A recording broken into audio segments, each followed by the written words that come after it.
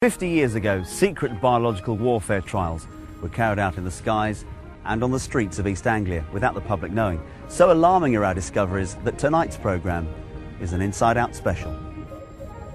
Were 3 deaths from cancer in this woman's family the result of spraying cadmium from military aircraft? I really put it down to the cadmium being dropped and it was settled into the soil. It was top secret. It mustn't be told to the people what was happening. I think it does matter, you know, in terms of the health of people, that they know that this is being inflicted on them. We came to the conclusion that no one is likely to have suffered any harm from the amounts of zinc cadmium sulfide they might have encountered even in a worst case scenario.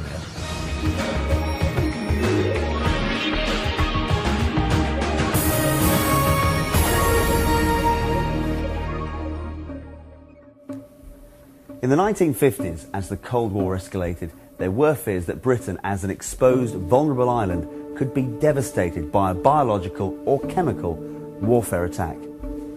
In readiness for possible war, people living in vast areas of Bedfordshire, Norfolk and the East Coast became guinea pigs in covert defence experiments.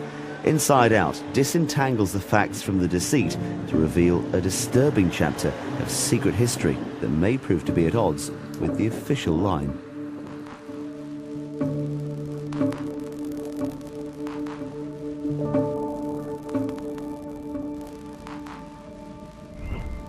A chemical concoction comprising cadmium was used to mimic how a biological germ cloud would spread if Soviet Russia released one during an attack on us.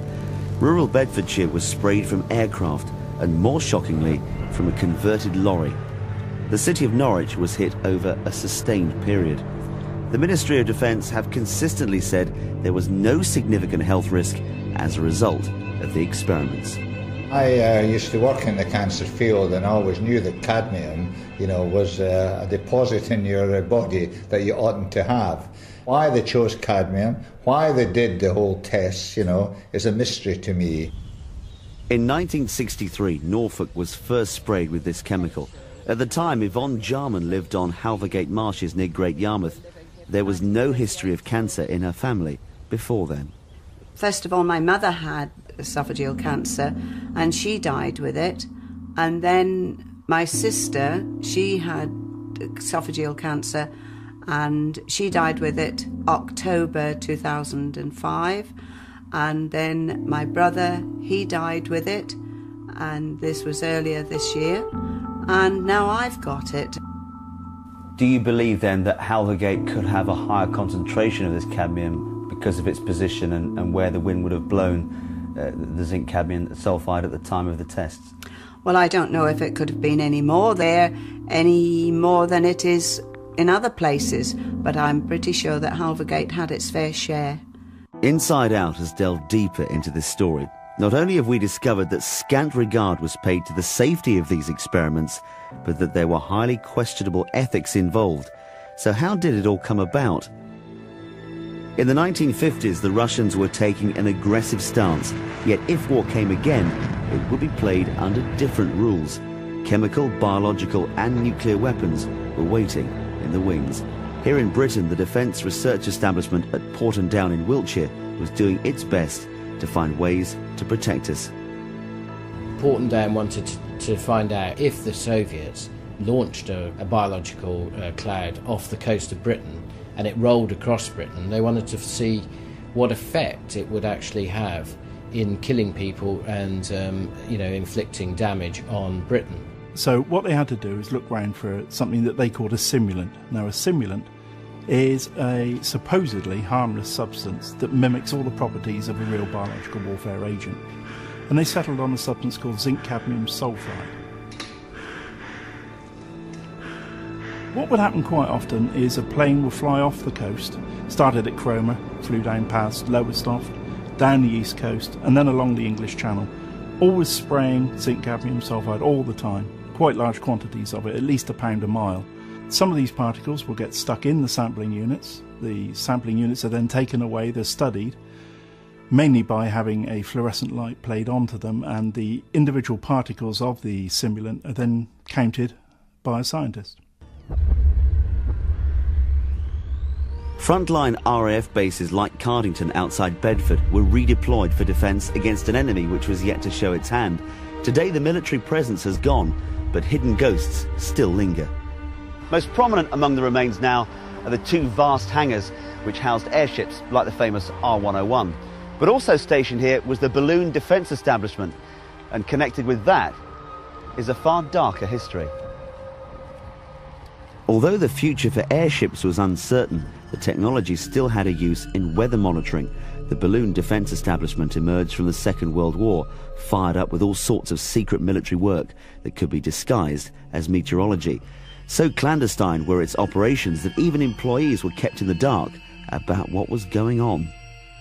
We worked in this hangar on the balloons, repairing, inflating, rigging them. The people that did the weather balloon, which was just around the corner here, they attached various instruments to it, but I mean, I don't know what they were. Another former balloon defence serviceman, Bob Musket, has lived in Cardington for most of his life. While he worked on the base, gossip was commonplace. During the time I was there, the rumours were rife about this. They were experimenting with different things. The major one was gas, the use of gas in wartime. What you don't know, you don't worry about, and so if they're doing something that they haven't told you about, then the fewer people that know about it, then it's a better kept secret, isn't it?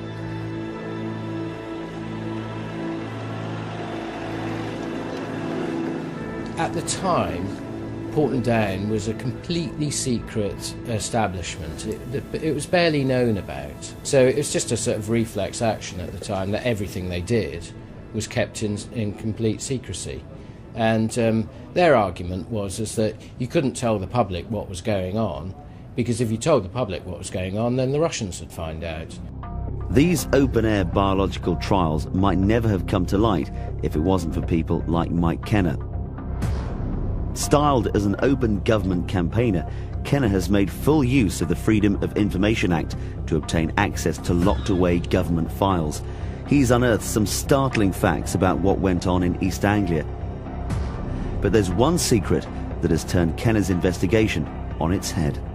Recent document has come to light from Porton Downs which shows that they didn't check this substance for toxicity prior to the spraying, or indeed even afterwards. The former Porton scientist who investigated this in 1999 was quite surprised that no one had bothered to research on how this would affect the public.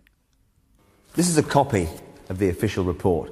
It acknowledges that cadmium is a poisonous heavy metal, but it was not tested for its toxicity prior to the experiments. Alarmingly, this was admitted to be a deficit.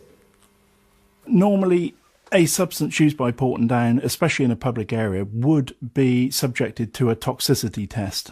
This toxicity test would mean that the substance was given a unique T number. Zinc cadmium sulfide has no T number. No one appears to have looked into the ramifications of breathing this substance in, especially in the size that they sprayed it in, between 1 and 5 microns, which obviously means that it gets deep into your lungs. Coming up, the lanes of Bedfordshire turned into an outside laboratory. The amount of cadmium we're exposed to anyway, by which is released by industry into the atmosphere, is very much greater than anyone was exposed to from this. We know something that potentially was harmful was introduced into the atmosphere here.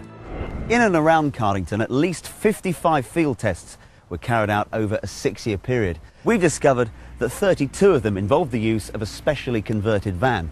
This enabled the chemical compound to be sprayed secretly out of a vent in the roof.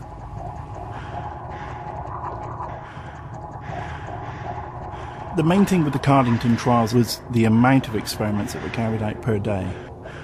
Sometimes, the minimum I think was 4, and then the maximum was 6 on some days. So many trials were done on the same day. The quantities were huge. In fact, Porton Downs sprayed in one series of trials in one day. They sprayed so much that all the trials results merged together. They couldn't tell the individual trials apart. Scientists who were actually providing the source, they were completely protected against this substance. Yet, a few yards away from the van, there were people walking around totally unprotected. It sounds dramatic, but there would have been newborn babies in prams, there would have been young children, there would have been old people, there would have been people with asthma. If you lived next to that route, you were really taking in quite a large dosage over a very small period of time.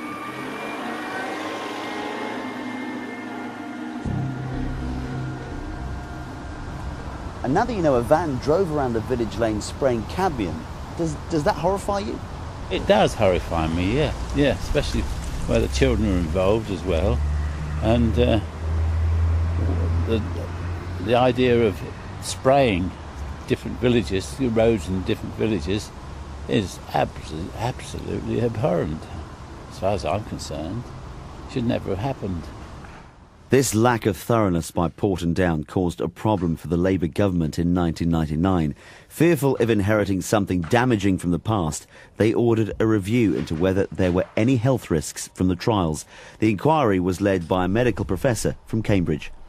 The Ministry of Defence invited the Academy of Medical Sciences to review the evidence after it became public knowledge that these trials had taken place. Between 53 and 64, it became public knowledge they had been taking place, concern was expressed, and they wanted an independent scientific body to go over the evidence and to advise whether anybody is likely to have come to any harm. And what did you conclude? What did you deduce from the evidence? We looked at all the evidence that was available to us, and we came to the conclusion that no one is likely to have suffered any harm from the amounts of zinc cadmium sulfide they might have encountered even in a worst-case scenario during this period. The amount of cadmium we're exposed to anyway, which is released by industry into the atmosphere, is very much greater than anyone was exposed to from this, even those who were in the areas who were maximally exposed. InsideOut has discovered that the Lachman inquiry didn't take into account any of the ground-level trials done at Cardington. Some of the national records weren't available to Professor Lachman at the time. We have now seen the missing documents, and these show that there were more trials, but they were never officially reported. We do not have detailed accounts of the land release at Cardington. We have them from Bewley, but you've just shown me some figures, and the highest figures at Bewley were much higher. So the calculations made at Bewley are more pessimistic than those would be made from the figures you've just shown me. The scientists in the back of the lorry were dressed in full protective clothing, yet just a few feet away in the villages the lorry passed through, people would have been exposed to quite a lot, wouldn't they? I do not know the details of exactly how this was done. I don't suppose they did it in built-up areas. I don't imagine they did it where there were people about. But I don't know. You may have more descriptions of that, since this particular document wasn't available to us at that time. We weren't asked to consider whether this was an efficient way of predicting biological warfare. But if you ask me just as an uninformed observer, I think this was actually a very sensible way of doing it. They were very similar to the trials that were done in the United States at the same time. So what is safe exposure to a poison? In the States, the trials in the 1950s and 60s were more openly known about, and there were people prepared to speak out against toxic spraying in public places. An environmental professor, Art Spomer, became concerned about the deliberate exposure of cadmium to humans. Professor Spomer told his superiors about the potential risks of open-air spraying, but initially he was ignored. It was only when he published a scientific article that anyone took any notice. Spomer's article was based on medical research into cadmium poisoning done as early as the 1930s. It was known then that cadmium entering the human body in any dosage or concentration was harmful to health. InsideOut tracked him down to his home in Illinois, and he agreed to talk to us. Professor Spomer, do you still stand by what you wrote about the effects of inhaling cadmium? Yeah, I don't think anything has changed since that. I'm not a medical person, and I don't directly follow that literature, but I don't think anything's changed. Do you think the fluorescent particle trials should have ever taken place in the UK? I have no idea why they did them, because they had better ways to study what they were trying to find out. And so I'm not quite sure why they... I think it was an unnecessary hazard to expose people to this material, whether they knew it was toxic or not. Although, again, they should have known cadmium cadmium is known for a long time to be toxic. Should zinc cadmium ever be inhaled or ingested into the body? No, not intentionally. Yeah, no. Well, I think the main issue, as far as we're concerned, was the frequency as to how many times this was done. And this van went round the village lanes and sprayed sometimes 5-6 times a day from the top of the van. Oh my God! Yeah, well, it's stupid science. And if in this case where if they had some knowledge of the toxicity of the material, it's probably criminal. There just isn't any evidence, and it isn't that people haven't looked. So, I mean, he can say what he likes. Until he produces some evidence to the contrary, this is typical of a particular kind of argument to raise anxiety. It's worrying that Professor Lackman has not seen all the evidence. I mean, that raises the question of whether or not the Ministry of Defence should carry out a new inquiry. Coming up, the last attempt to make the trials effective and the legacy that won't go away. He was effectively lying to me to cover up what he was doing. Porton Downs and the Ministry of Defence have stated that trials would happen again if there was this military need. By late 1963, the trials were stepped up a notch when Norwich was chosen for nighttime experiments. The circular, contained nature of the city and the relatively flat surrounding area provided the ideal conditions for spraying an unsuspecting population with this toxic substance. By this time, all previous experiments with cadmium sulfide spraying had failed, and a last-ditch effort to get effective results was to take place in Norwich. Porton Downs staked everything on their success. The Home Office was involved, and so too were the City of Norwich Police, although officers on the ground were ignorant of the details. I was approached at my house by a gentleman who said that he was monitoring or recording the pollution from the traffic. He was a man about 45, average build, and wearing a long dark coat and a trilby. He then produced this box type thing to put in the garden. His instructions were, don't interfere with it. He said, we will check this from time to time. I just thought it was a delicate piece of machinery to monitor the pollution from the traffic.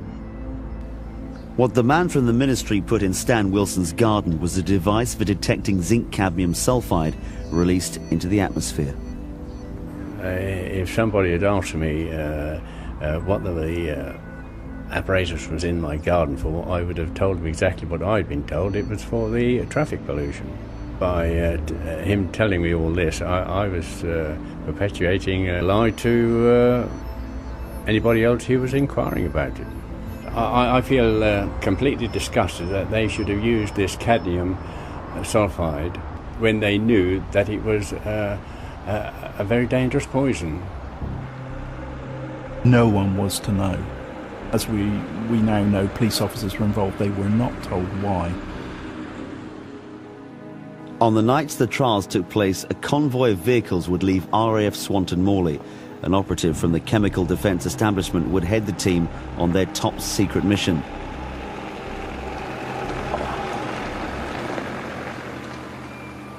They drove to various locations on the outskirts of Norwich to install sampling devices set up to detect clouds of zinc cadmium particles which would imminently be released from a military aircraft and carried on the wind. An aircraft would take off. It would fly 25 miles away from the centre of Norwich at night. It would be spraying out zinc cadmium sulfide all the time.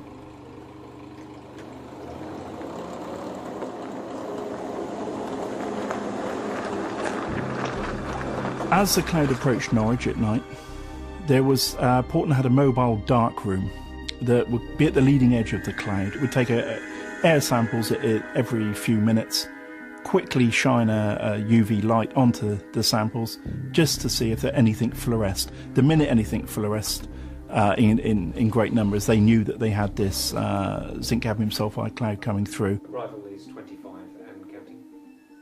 The official Porton history of the zinc cadmium sulfide programme says a very strange thing about Norwich. It says that the exposure was, however, considerable.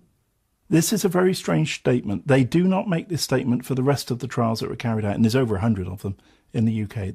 But in Norwich, they specifically mentioned that it was a considerable exposure.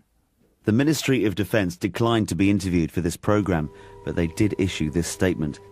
Zinc cadmium sulfide was widely used at the time of the trials by a number of different countries as an air movement tracer in meteorology and was regarded as safe. Cadmium naturally resides in the soil, but any increase in the levels present as a result of these trials and any potential health risks are causing concern. Jean Cordy grew up next to an allotment where one of these sampling machines was placed.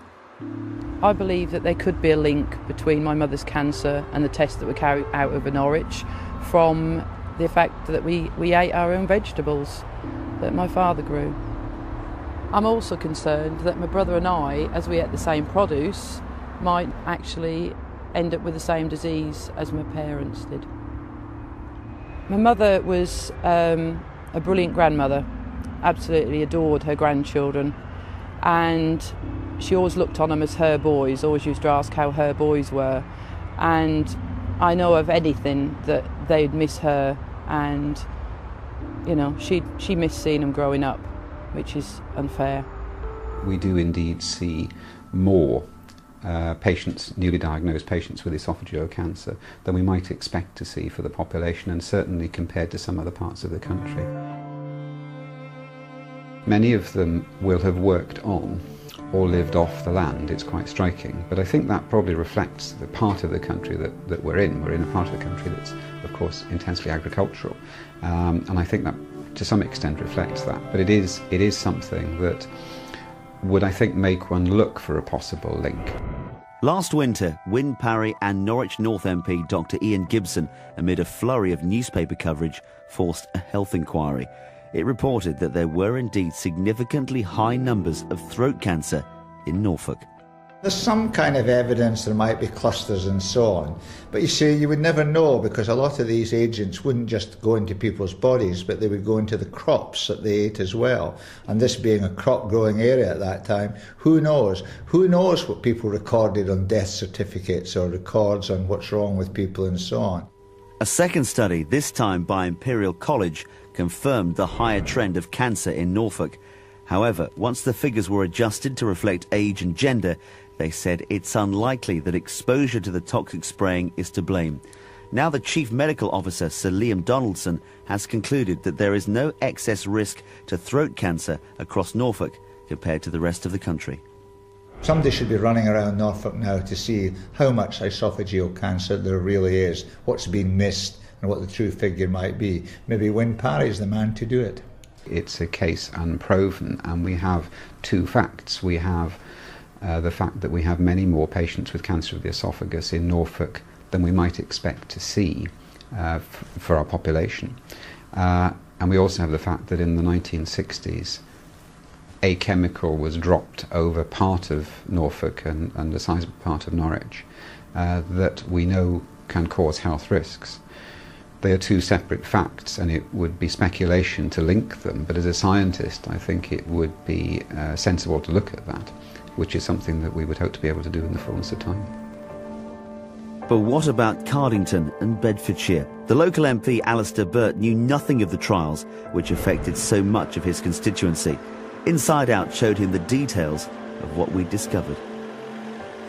So Alistair, you've had a chance to look at this report now. Just how shocked are you that zinc cadmium sulfide was sprayed out of the back of a lorry? It does seem quite extraordinary that it was done in that way, because when you think of the height of the particles when they came out, they'd have been incredibly close to land, to people. They wouldn't have been as easily dispersed in the air as they would have been if they'd been dropped from an aeroplane, and it does seem an extraordinary story. So what are you going to do now? I mean, are you going to take this to somebody and say, hey, what was going on all those years ago? I think there's an issue about the times that this was done in, and I think people were more unquestioning about what happened then, and I think there's a certain amount of that it's not possible to reopen.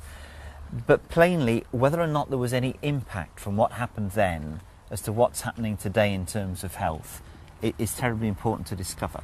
What answers will you be looking for about the way things were carried out here?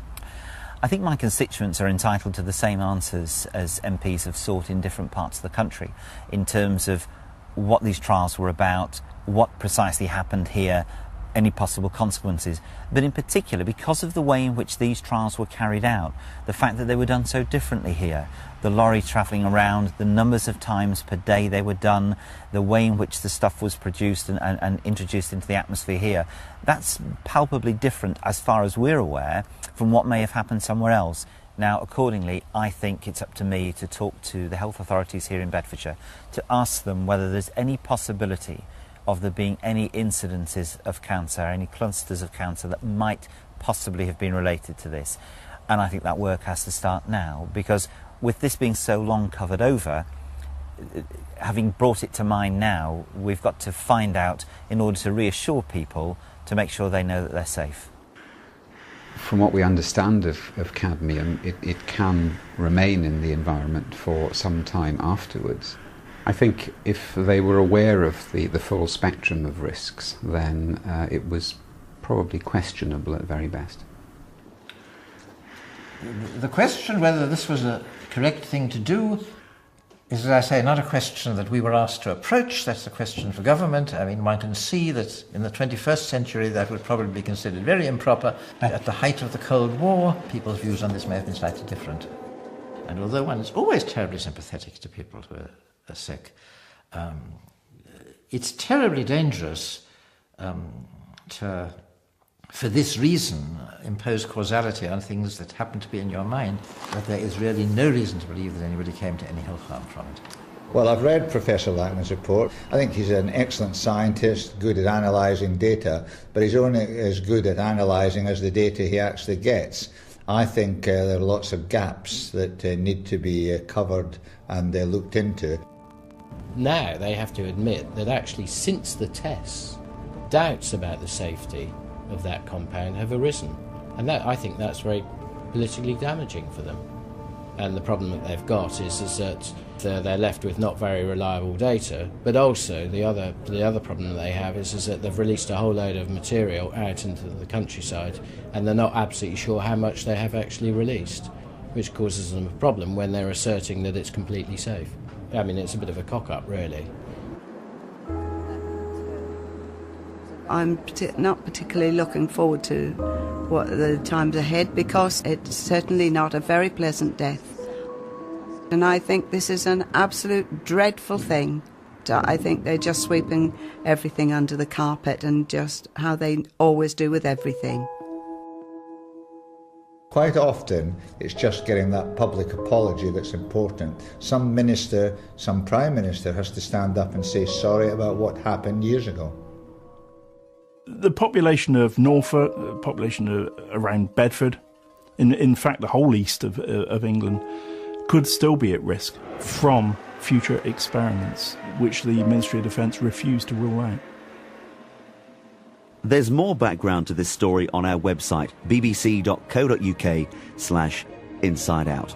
Next week, a Network InsideOut special on the rise of Eastern European immigration. And in 2 weeks, another chance to see Heidi's story of hope in America. We'll be back for a new series in January when we move to a Wednesday night. Keep your surprising stories coming from all the team. Bye-bye. 50 years ago, secret biological warfare trials were carried out in the skies and on the streets of East Anglia without the public knowing. So alarming are our discoveries that tonight's programme is an Inside Out special. Were 3 deaths from cancer in this woman's family the result of spraying cadmium from military aircraft? I really put it down to the cadmium being dropped, and it was settled into the soil. It was top secret. It mustn't be told to the people what was happening. I think it does matter, you know, in terms of the health of people, that they know that this is being inflicted on them. Inside Out disentangles the facts from the deceit to reveal a disturbing chapter of secret history that may prove to be at odds with the official line.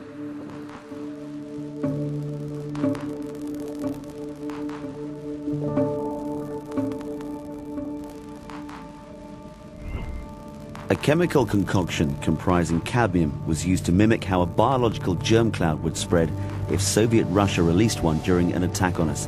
Rural Bedfordshire was sprayed from aircraft and, more shockingly, from a converted lorry. The city of Norwich was hit over a sustained period. The Ministry of Defence have consistently said there was no significant health risk as a result of the experiments. I used to work in the cancer field and always knew that cadmium, was a deposit in your body that you oughtn't to have. Why they chose cadmium, why they did the whole test, is a mystery to me. In 1963, Norfolk was first sprayed with this chemical. At the time, Yvonne Jarman lived on Halvergate Marshes near Great Yarmouth. There was no history of cancer in her family before then. First of all, my mother had esophageal cancer and she died with it. And then my sister, she had esophageal cancer and she died with it October 2005. And then my brother, he died with it, and this was earlier this year. And now I've got it. Do you believe then that Halvergate could have a higher concentration of this cadmium because of its position and where the wind would have blown the zinc cadmium sulfide at the time of the tests?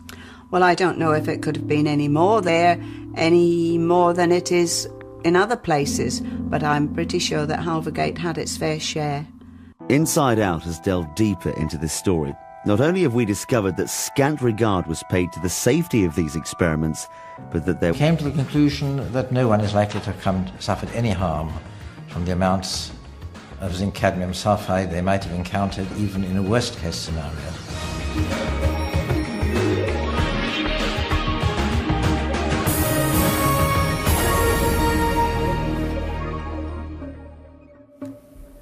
In the 1950s, as the Cold War escalated, there were fears that Britain, as an exposed, vulnerable island, could be devastated by a biological or chemical warfare attack. in readiness for possible war, people living in vast areas of Bedfordshire, Norfolk and the East Coast became guinea pigs in covert defence experiments.